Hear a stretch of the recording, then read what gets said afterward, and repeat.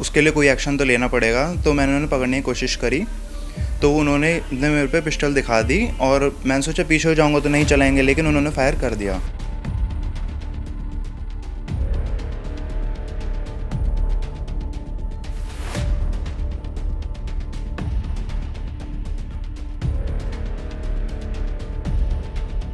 और सबसे बड़ी चीज़ जो दहशत है, जो लड़कों में, जो क्रिमिनल्स थे, उनके जो वीडियोस वगैरह हमने देखे बाद में, उनके अंदर दहशत नाम की कोई चीज़ ही नहीं है। नमस्कार, मेरा नाम है आफरीन खान और आप देख रहे हैं तेज़ तरार न्यूज़, जहां पर हम दिखाते हैं खबरें दिल्ली की। राजधानी दिल्ली और अपराध का जो रिश्ता है वो आपस में आए दिन गहराता जा रहा है। जी हाँ, राजधानी दिल्ली में जो जुर्म की घटनाएं हैं, अपराध की घटनाएं हैं, उनमें लगातार इजाफा देखने को मिल रहा है। इस वक्त मैं मौजूद हूँ दिल्ली के नेहरू विहार में। दरअसल हाल ही में यहाँ पर एक ज्वेलरी शॉप में दिन दहाड़े 2 बदमाशों ने यहाँ पर आकर लूटपाट की है। क्या कुछ है पूरा मामला, एक बार जानेंगे उसी ज्वेलरी शॉप के मालिक से और आइए उनसे बात करते एक बार। आप हमें ये बताएं कि उस दिन आखिर हुआ क्या था? उस दिन मैं अपनी शॉप पे बैठा था, लंच का टाइम हुआ था, 3 बजने वाले थे। इतने में क्या हुआ कि एक बस शटर डाउन करने ही वाले थे कि एक व्यापारी आ गया, मुझे सामने दिखाई दिया। तो मैंने कहा ये 2 मिनट लगाता है सिर्फ, तो इससे जो ना इसे भी कर देते हैं डील, बाद में खाना खा लूँगा। लेकिन वो आके बैठा है तो यहीं पास में सामने आके बैठा। इतने में मैं कुछ लिख रहा था, राइट कर रहा था। तो इतने में क्या हुआ कि मैंने कहा उससे कि ज़रा 2 मिनट रुको। बोला ठीक है। मैं अपना लिखने लग गया तो मुझे लगा कि 2 लोग कोई इधर से चढ़ के आए। तो मैंने कहा इन्हें अब मना कर दूंगा कि लंच के बाद आना। तो मैंने उस साइड में उनकी तरफ जैसे ही, कहने का मतलब देखता मैं, जब मैंने उन्हें देखा दोनों हेलमेट लगा के एकदम अंदर घुसे चले आ रहे हैं, तो मुझे डाउट हो गया तुरंत। तो मैं ये पाइप रखता हूँ, जैसे कोई जानवर आ जाए, कुत्ता आ जाए, बच्चे आ जाए, कोई भी उसके लिए। तो मैंने झुक के पाइप उठाया। इतने में उसने पिस्टल तुरंत निकाल लिया। बोला यहीं बैठे रहो, हिलना नहीं, जो कुछ है निकाल दो, वो करो। तो उसमें उन्हें वो व्यापारी सामने दिखाई दिया। तो फिर उस व्यापारी से बोला कि तू निकाल, क्या है तेरी जेब में, निकाल, फटाफट निकाल। तो उसने अपने पैसों वाला पर्स दिया कि लो भैया। कह रहा पर्स नहीं, ये इन जेबों में से निकाल। मतलब इसका ये, उन्हें उसका पता था कि उसका सामान कहाँ रखा है।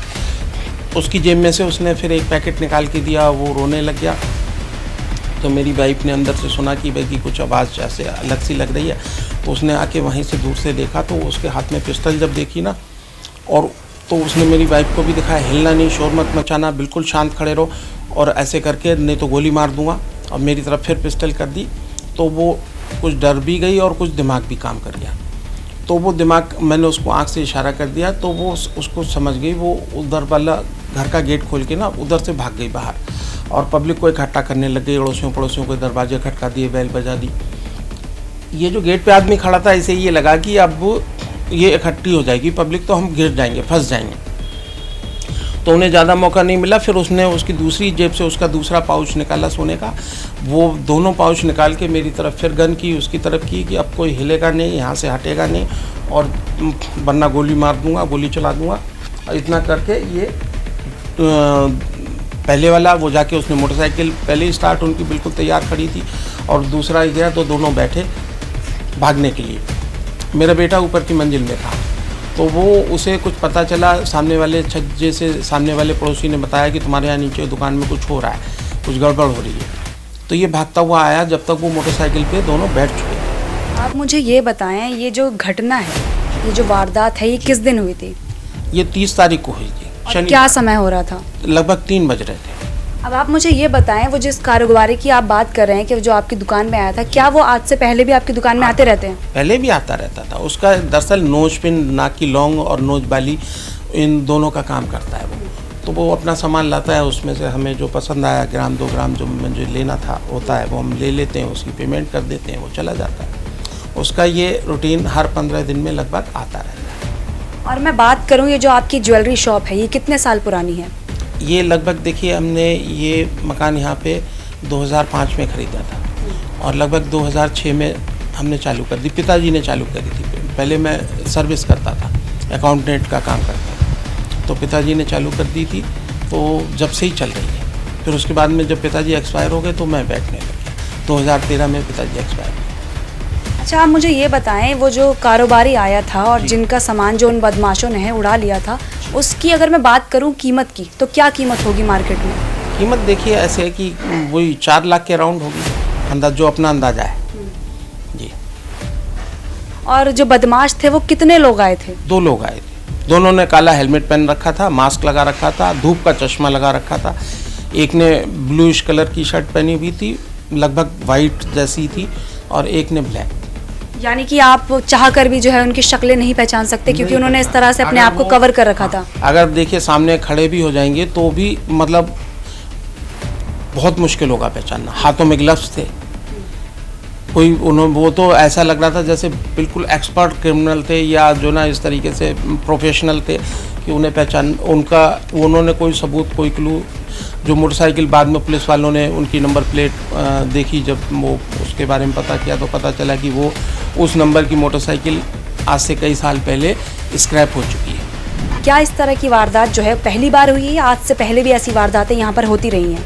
देखिए ये जो लूट की वारदात है, जैसे जो ये हमारे साथ हुई है, एकदम दिन दहाड़े सामने पिस्टल निकाल के, ये पहली बार हुई है। लेकिन इस रोड पे, ये जो बाहर 33 फुटा रोड है, इस पे छीना झपटी तो बहुत बार हो चुकी है। यहाँ पे बुध बाजार लगता है तो उसमें भी कई लोगों की पर्स, चेन, मंगलसूत्र वगैरह ये छीन छान तो पहले भी हो चुकी है। एक इससे करीब हमारी वारदात से करीब 10 दिन पहले इससे पीछे साइड में एक पतली गली है, उसमें रात को छज्जे पे चढ़ गए थे, चोरी करी थी, तो वहाँ भी कोई जाग गया था तो उसके ऊपर भी उन्होंने चाकू तान दिया था। उसके अलावा उससे 1 हफ्ते पहले भी पीछे की बैक साइड में कहीं पे एक चोरी हुई है। मतलब वो सारे रात के चोरी के केस थे। तो देखिए, जिस शख्स पर उन बदमाशों ने पहली गोली चलाई थी, इस वक्त वो हमारे साथ मौजूद है। एक बार उनसे जानते हैं। अब मुझे ये बताएं, वो जो बदमाश आए थे, क्या आपको पता था कि उनके पास पिस्टल है? जी, पहले मैंने यहाँ पे देखा था, मुझे पता था कुछ तो है, लेकिन ये नहीं पता था कि पिस्टल है। फिर मैंने उन्हें पकड़ने की कोशिश करी, मैंने कहा कुछ तो मिसहैपनिंग हुई है यहाँ पे, तो उसके लिए कोई एक्शन तो लेना पड़ेगा। तो मैंने उन्हें पकड़ने की कोशिश करी, तो उन्होंने मेरे पे पिस्टल दिखा दी, और मैंने सोचा पीछे हो जाऊँगा तो नहीं चलाएंगे, लेकिन उन्होंने फायर कर दिया। और जब ये घटना हुई तो क्या आप इस घर में ही मौजूद थे? जी, मैं ऊपर वाले फ्लोर पे था। मेरे को पड़ोसियों ने अवेयर करा इस बारे में कि कुछ हो रहा है नीचे, जाके देखो। तो जैसे ही मुझे पता चला मैं नीचे आया। अब मुझे ये बताएं कि सबसे पहले जो इस मामले की जानकारी है वो पुलिस को किसने दी थी? सबसे पहले हमने ही कॉल करा था पुलिस में कि ऐसे हो गया है, तो हमारे द्वारा ही गई थी। तो उन बदमाशों को किसी ने भी पकड़ नहीं पाया, क्योंकि उन्होंने जो है फायरिंग कर दी थी। जी।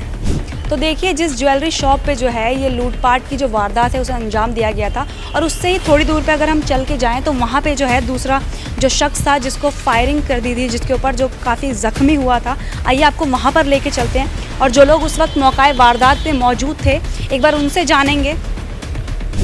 तो देखिए, इस वक्त मैं जहाँ पर खड़ी हूँ, यहीं पर जो है उस शख्स के ऊपर फायरिंग की गई थी जिसमें वो घायल हो गया था। तो जिस फैक्ट्री में वो लड़का काम करता था, उसके जो मालिक है वो हमारे साथ मौजूद हैं। एक बार उनसे बात करते हैं। आप मुझे ये बताएं, जिस वक्त ये फायरिंग हुई थी, क्या आप यहाँ पर मौजूद थे? नहीं, मैं अंदर काम कर रहा था अपना, तो बाहर लड़का अपनी बाइक के आगे खड़ा था, कहीं से आया था। तो उसी टाइम 5 मिनट बाद ही शोर होता है यहाँ पे, और तुरंत एक आवाज़ आती है जैसे कि गोली चलने की। अब जितनी देर में मैं बाहर आता हूँ, देखते हैं कि यहाँ पे काफ़ी सारी भीड़ लग चुकी है, और यहाँ पे लड़का बैठा हुआ था, तो काफ़ी ज़ोर से चिल्ला रहा था कि गोली लगी है। और जैसे ही मैं बाहर आया तो फिर उसको देख के फिर तुरंत वो, और यहाँ से इस साइड से जो है बाइक निकल चुकी थी। कितनी गोलियाँ लगी थी उस शख्स को? गोली एक ही लगी थी बस। कहाँ पर लगी थी? जांघ पे गोली लगी थी। और अभी हालत कैसी है? अभी हालत ठीक है उसकी, थोड़ा सा गोली निकाल दी है तो थोड़ा सा ठीक है पहले के मुकाबले। ये जो इस गली में वारदात हुई है कि दिन दहाड़े कोई चोर आए और उन्होंने जो है फायरिंग कर दी, क्या इसके बाद आप लोगों के दिलों में भी दहशत बैठी है? मैम, दहशत बैठना लाजमी है, क्योंकि एकदम से दिन में 3 बजे करीब, जिस टाइम लोगों का आवागमन ज़्यादा रहता है, लोग आते जाते रहते हैं, मिलते रहते हैं, बट एकदम से ऐसा होता है और लोगों मतलब अंदर से फायर होता है। लोगों को लगा पटाखे हैं, लेकिन फायर की वजह से डर बहुत ज़्यादा बैठ गया। हमारा गेट जो कभी बंद नहीं होता था वो 3-4 दिन से बंद है अभी भी। हम लोग काफ़ी परेशान हो रहे हैं इस चीज़ को लेके, क्योंकि लोगों के दिमाग में ये बैठ गया कि एक बार वारदात जो हुई है वो दोबारा भी हो सकती है। और सबसे बड़ी चीज़ जो दहशत है, जो लड़कों में जो क्रिमिनल्स थे, उनके जो वीडियोस वगैरह हमने देखे बाद में, उनके अंदर दहशत नाम की कोई चीज़ ही नहीं है। टेक ऑफ हो चुके हैं बदमाश। बिल्कुल। पीछे जो मैंने RWA की तरफ से जो कैमरे हैं उनमें जो वीडियोस आए हैं, उनके हिसाब से वो नॉर्मल गए, ऐसा नहीं था कि बहुत तेज़ गए हैं या बहुत स्पीड से बाइक निकाल लिया। अपने 20 या 30 की स्पीड से आराम से, जो रास्ते वगैरह बहुत अच्छे से पता थे।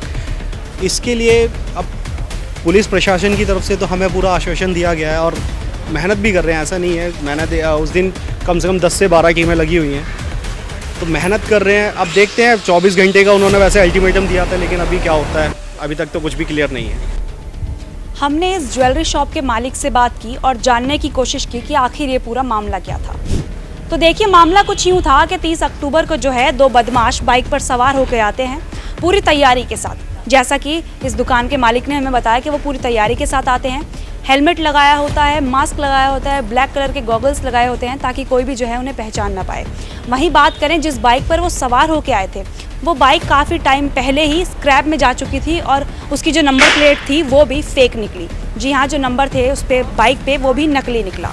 वहीं बात करें, बदमाश आते हैं, इनसे लूटपाट करना चाहते हैं, लेकिन होता क्या है कि इस दुकान में एक कारोबारी मौजूद होता है जिसके पास सोने की जो आइटम्स है वो मौजूद होती हैं, और वो जो बदमाश आए थे उनकी नज़र उस कारोबारी पे पड़ जाती है। तो कारोबारी से जो है वो एक पैकेट जो सोने की चीज़ों से होता है भरा हुआ, उसे छीन लेते हैं।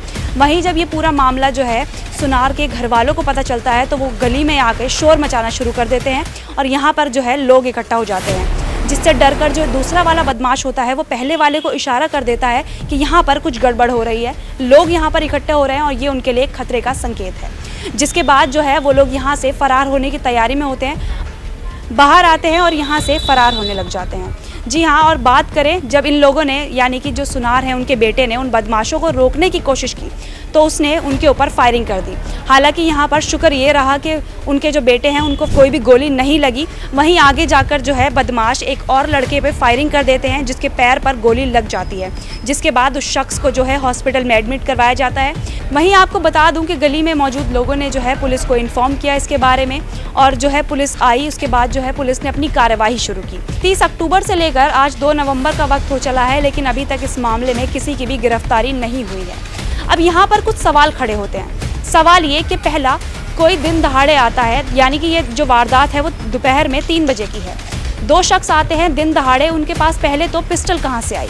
जी हाँ, जो पिस्टल का लाइसेंस है वो उन्हें मिला कहाँ से? दिन दहाड़े वो एक दुकान में आते हैं पूरी तैयारी के साथ, जैसा इन्होंने कहा कि वो जिस तरह से आए थे, जिस तरह से उन्हें यहाँ के रास्ते पता थे। आपने देखा यहाँ से आगे जाते हैं तो यहाँ से अगर देखें हम तो ऐसा लगता है ये जो गली आगे से बंद है, लेकिन उन बदमाशों को ये भी पता था कि गली आगे से खुली हुई है। एक पतला सा रास्ता यहाँ पर निकलता है जो यहाँ इस गली से बाहर निकलने के लिए काम आएगा। तो देखिए, यहाँ पर जो बदमाश हैं उनके हौसले पहले तो आप देखिए, दिन दहाड़े आते हैं 3 बजे दोपहर के इस दुकान पे आकर पिस्टल दिखाकर पिस्टल की नोक पर जो है लूटपाट करते हैं। आपकी इस पूरे मामले पर क्या राय है? आपको क्या लगता है कि जो बदमाशों के हौसले हैं वो इतने क्यों बढ़ते जा रहे हैं? जो दिल्ली में अपराध की घटनाएं हैं उनमें इतना इजाफा क्यों हो रहा है? क्या हमारी सरकार जो है कार्यवाही करने पर कहीं पर चूक रही है? जो हमारा प्रशासन है, क्या वो गुनहगारों को ठीक से सज़ा नहीं दे पा रहा है, जिसकी वजह से जो अपराधी हैं वो बेखौफ होते नजर आ रहे हैं? आपकी इस पूरे मामले पर क्या राय है? कमेंट सेक्शन में हमें ज़रूर बताएं। कैमरा पर्सन आकाश शर्मा के साथ आफरीन खान, तेज तरार न्यूज़, दिल्ली।